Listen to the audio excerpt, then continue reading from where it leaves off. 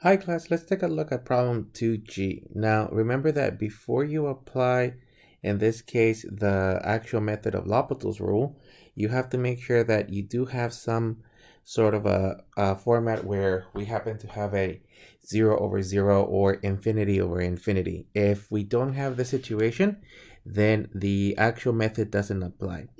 Now let's actually evaluate the limit. Here I provided the picture of the actual limit, so we would be able to use L'Hopital's rule since we only have a removable discontinuity at the x value of 0. Now if we were to plug in the actual limit, we're going to end up with 1 minus the values of cosine of 0 over the values of 0 squared. So at the top, cosine of 0 is 1, so 1 minus 1 over technically 0, or 0 over 0 happens to be undetermined.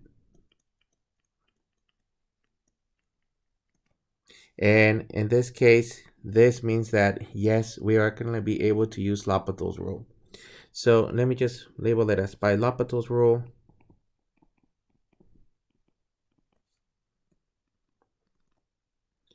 Now, by L'Hopital's rule, what we're going to be evaluating is the ratio of the derivatives of the same limit. So in this case, we happen to have that the actual limit as x goes to 0 of 1 minus the values of cosine of x over the values of x squared, it's going to be equivalent to the actual limit as x goes to 0 of 1 minus cosine of x over the values of x squared.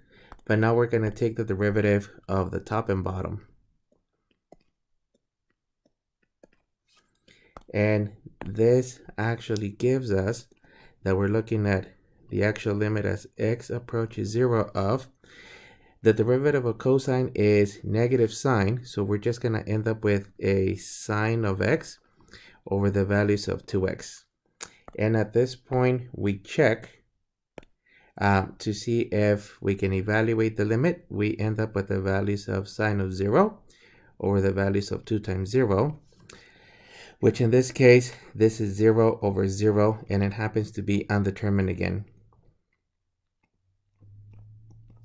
Now, what this means is that we can apply the method again, and technically every time we keep checking to see if we have undetermined, there is a chance that we're not going to be able to evaluate it, or for a different problem, we're going to be using identities.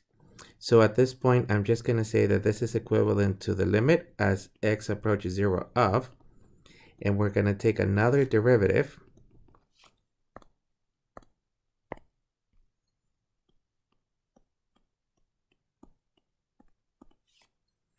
And then we end up with the equivalent form of the limit as this is the limit as x approaches 0 of, well, cosine of x, derivative of 2x is 2. And at this point, we evaluate. So we end up with the values of cosine of 0 over 2. Cosine of 0 is 1. So we end up with the values of 1/2, which means that in this case, by L'Hopital's rule, the actual limit as x approaches 0 of 1 minus the values of cosine of x over the values of x squared happens to be 1/2.